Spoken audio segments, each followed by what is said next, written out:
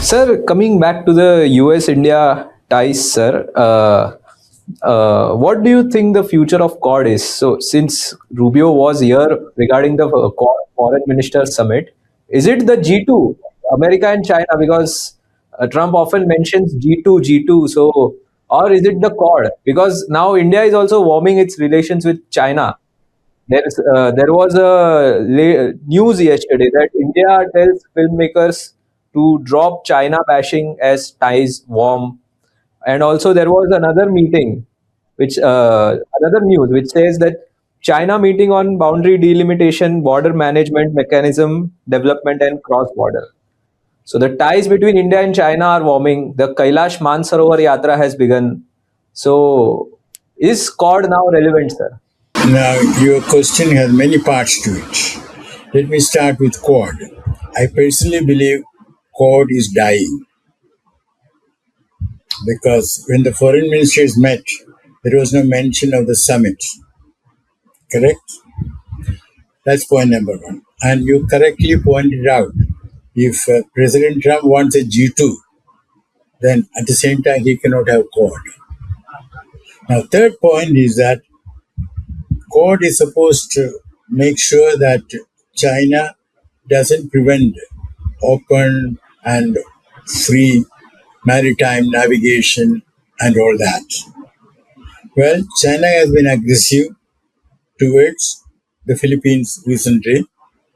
China has been making artificial islands in contravention of the UN law of the seas.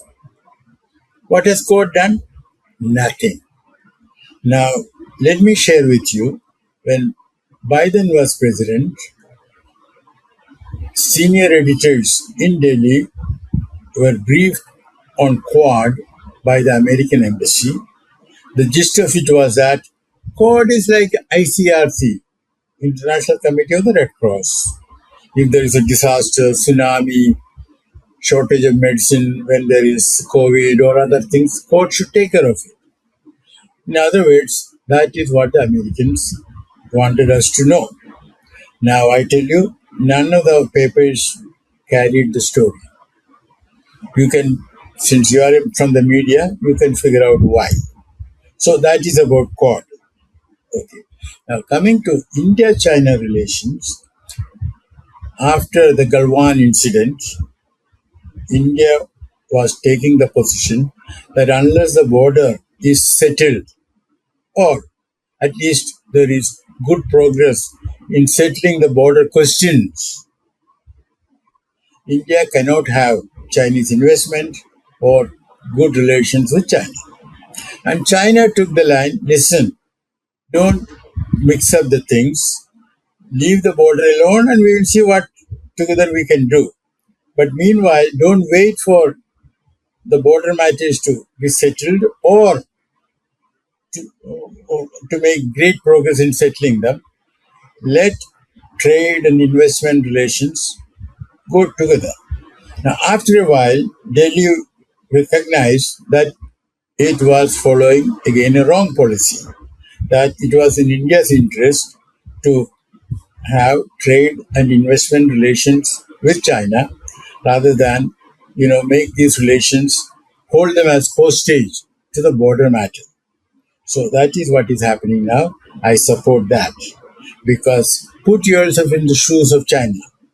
Were I a Chinese diplomat, I would never agree to a proper full settlement of the border question. I would like to keep it there pending to make use of it from time to time to needle India. Because I'm talking as a Chinese, I consider India as a little sister. China is I'm the big sister. And the little sisters, younger sisters should respect their elder sister.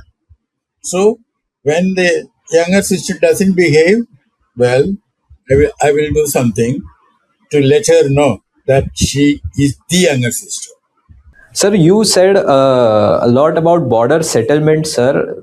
There also has been some problem regarding border settlements with all of its India's neighbors. From the If you compare it with across governments, since Jawaharlal Nehru to Narendra Modi, sir, India does not have a settled border with Pakistan. Neither India has a settled border with Nepal. There's a that Lipu Lake problem in Nepal also. With China, India has a border problem. With Bangladesh, we had a problem which we very recently solved with Sheikh Hasina government, sir. So why India has a border problem with all of its neighbors? I think except Bhutan, we have border problem with all nations, sir. Your statement may be factually correct, but to deduce from that something is wrong with India, well, that may not be correct. Now let's start with Pakistan. You know the background to the Kashmir question. Well, and I also explained to you that India was prepared to arrange for a plebiscite. And it was Pakistan that did not,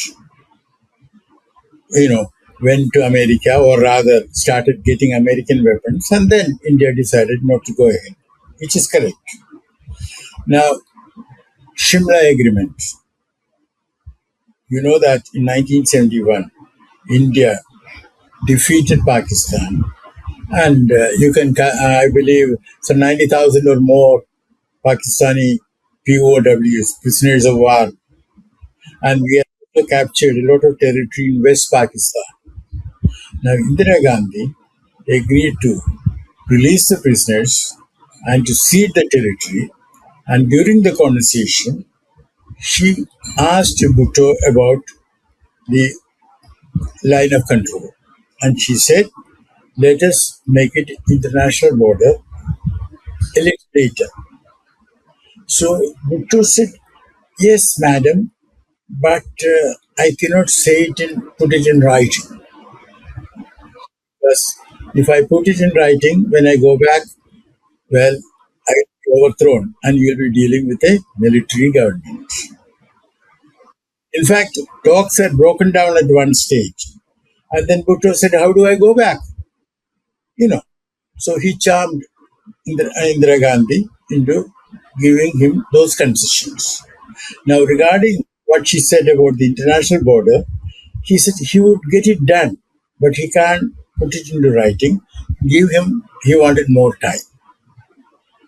But he had no intention of doing it. He was only fooling, you know. So India wanted to have a proper border with Pakistan. And if it is not there, the fault is not that of India. Okay.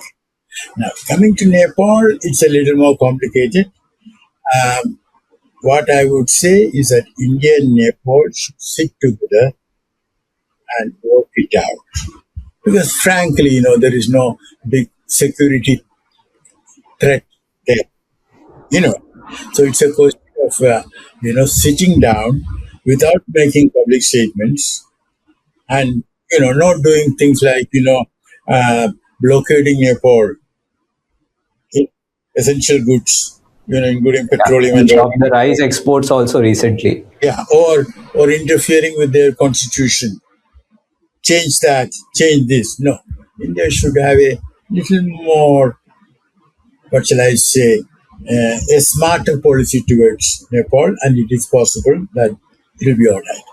Now, regarding Bangladesh, no, we have a border agreement with Bangladesh. In fact, that was more or less settled when Sheikh Mujibur Rahman was there, and I was Deputy Secretary Bangladesh when that was done. No, probably 72, 73, 74, something like that. You see, only thing is that we have some river water deals.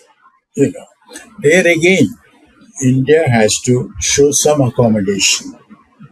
And I honestly believe that our approach to Indus Water Treaty is wrong.